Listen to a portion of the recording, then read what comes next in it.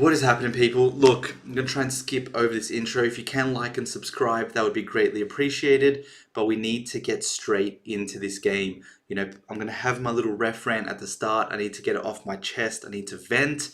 And then we can start talking about the performance, pros, cons later. We need to start with how the hell was that goal given? You know, the ball was clearly offside. The referee's reasoning was we don't have any conclusive images to show that it was a clear and obvious error.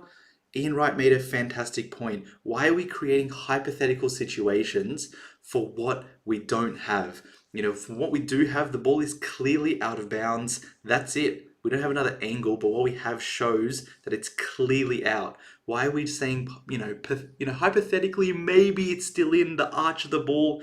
You know, that's ridiculous. And then a couple seconds later, Joel Linton, two-hand shove to Gabriel. Not clear and obvious, not a clear and obvious mistake. What a load of crap. You know, what more needs to be done for it to be a foul? Does he need to uppercut him? Does he need to, pull his pants down? I don't know what. That was clearly a foul. You know, we had the VAR person, whatever, ex-VAR person on Match of the Day afterwards saying that it was clearly a foul. A two-hand push, how is a defender meant to head the ball out? I don't know. And there's also a lot of shouts that it could be potentially offside. But for me, it's out of bounds. We've seen it's out of bounds. That's it. We have the photo. It's out. A couple seconds later, that gets played on. Fine. Let it play. But how's that not a foul? How is that not a foul? I think that's terrible. I think this is one of the worst officiating games I've seen this season. Maybe not the worst. There was that Liverpool-Tottenham game, but this is right up there. You know, the fact that they call themselves professional is a disgrace. It's a disgrace. They should be volunteers. They should not be getting paid for this. You might as well just have any fan, get one from Newcastle, one from Arsenal to come in. Maybe they purchase some higher up tickets. They don't get a good view anyway. Put them in the VAR box. It's not going to change anything. At least one might say one thing, one might say the other. They'll get the referee to look at it and maybe something will come of it. Or maybe get, two fans from La Liga, something. This is the fact that we always have to talk about this is a joke. Look, I'm going to get into the Arsenal performance, whatever, but this is a disgrace. And especially, was it Bruno Guimaraes probably should have got 6, 7, 8 yellow cards. Forearms Jorginho in the back of the head. That's a massive opportunity for a concussion. They want to talk about all this player safety, this and that, or especially about head trauma. That's how people get concussed. That is how people get concussed. But they're saying because he didn't elbow him in the back of the head, it was just the forearm, it's a yellow or wasn't a red card. Honestly, they sound stupider every single time, but I'm done. I don't even want to look at this background anymore. I'm just so sick of it. I'm not going to flip-flop and sort of change my whole viewpoint just because of the goal that they got. For me, I thought it was a very good performance from Arsenal. Maybe not any player sort of showing their levels and just absolutely producing magic, but as a team performance, Newcastle, especially away, is a tough place to go. Not only because it's a hostile environment, the crowd, but the team, they're physical, big, they're dirty as well. They constantly will leave one on you, and it's a very easy place to sort of get rattled and play their game. I think we controlled the game for the majority of it. Besides their goal, which wasn't a goal, can't remember many chances they had. Yes, you can make the argument that we didn't have much either, and I completely get that. I've been talking about our chance creation all season, that we don't create enough, it's not good enough in the final third. That's true. But as an away performance, everyone fought, everyone was pressing high, the intensity was there. I think we were all over them for large parts of that game, and we're just absolutely robbed. We don't deserve a win because we didn't create, but a 0-0 would have been a good point at St. James's Park, and we move. I see a lot of people sort of calling on HAVERTZ's head, another disgraceful performance. I really don't know what people are watching. I can understand a lot of the previous performances, HAVERTZ has not been up to it. But I think just because of his name, anytime Arsenal don't go well, it's instantly on him. I think of the 4 attacking players, Nketiah, Martinelli, Saka, and him, I think he was the best of the bunch. You know, you can maybe make a case for Martinelli, but he was by far the best of the others. You know, he won. I know as an attacking midfielder, you don't want to talk about attacking, like winning duels, etc. But I'm not even looking at the stats. I think he won like 3 or 4 tackles. He probably won about 5 recoveries, 4 aerial duels. Like he was in it. He was involved in the game. You know, he was pressing well. He was running about. I think that's a lot of people talk about Odegaard, but I thought he did it really well today. You know, there was times where he was also driving with the ball and he was involved. That's what I want to see. You know, maybe his final pass wasn't as good as it needs to be. He had one shot where it got, I think, blocked by Eddie.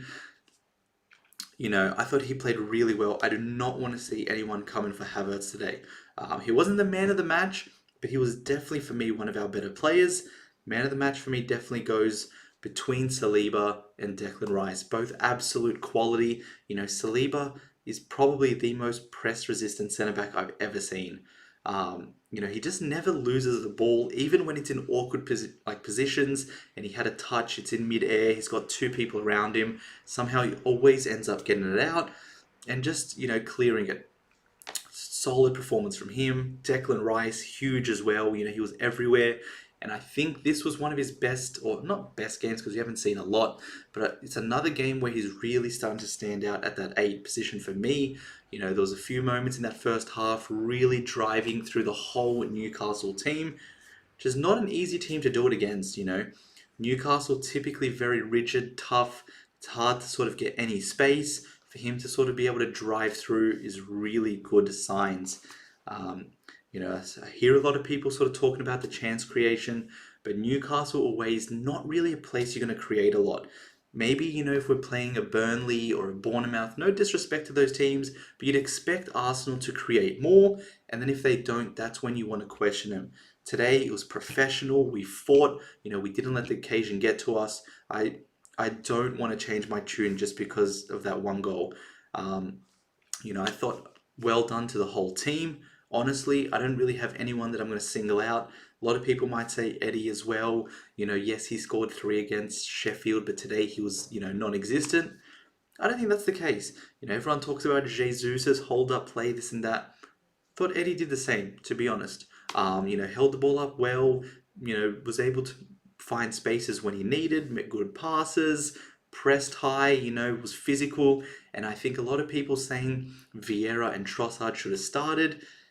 Not for me, you know, especially in this game, maybe a different game where we, you know, play a low block team, but Newcastle's going to get up in your face, and I feel like we had the players to combat that. And Ketia, Havertz putting good shifts, at least aggressive wise, you know, I understand that can sort of be overstated, but, you know, you're going to have to fight at these away grounds, and I think we did really well.